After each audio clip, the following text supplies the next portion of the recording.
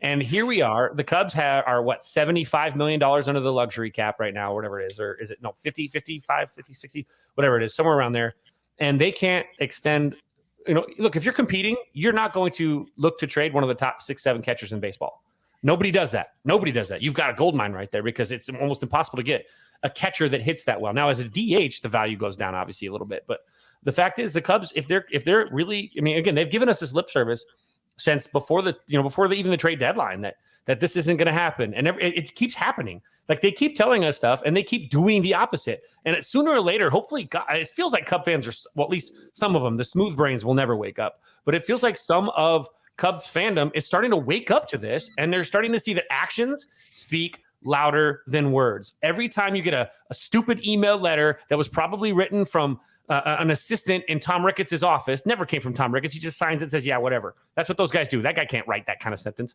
And then you've got, Jed getting out there using lawyer speak, trying to use words that really, like, they can be considered to not be untruth, but they're really deceptive, so that you've got, where we feel like the offers that we gave will stand their own on the open market, not saying what the offers are or if there really were, and not saying who the offers were to, et cetera, et cetera. So, like, they use all of these different, like, clever ways to work around things. And it's like clever girl. It's lawyer speak. It's lawyer speak, and it's trash. It's trash. An organization, the fans deserve better. And I don't want to hear this crap. Well, they spent, $6 million in the offseason. Well, that's the dumbest, most disingenuous, intellectually dishonest argument one could make. And I'm seeing some of the Cubs writers, especially ones that are like fringe writers that look like they're kind of jockeying for access with the Cubs, because if you cross the Cubs, you lose access. If you play ball, you get access. The Cubs are notorious for that. Starting to play that line of the Cubs spent the 6th most in the offseason. What are you crying about?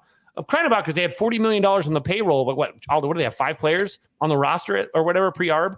Yeah, like for that, like that's also like a tricky number because obviously, I mean, they had more because like they were going to sign 20 plus guys, but yeah, it was like the guaranteed money was like to Jason Hayward, Hendricks, Bodie, and then the buyout money to Arrieta, and then like $1 million to Yu Darvish, and then plus like you had like the minimum salary guys added to that. Wisdom, so it's Schwindel, Madrigal, Horner, those guys. So the Cubs spent the 6th most, or committed the 6th most in the offseason, and yet they're still 15th in actual payroll. One team above the Colorado Rockies, of which the Cub fans made fun. Some Cub fans made fun of Chris Bryant for signing with because they don't try very hard.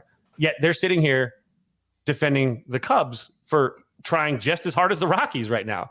So it's painful to watch this because the Cub fans deserve better. It's the most, I'll rattle at this saber all day long, most expensive baseball experience in the game right now.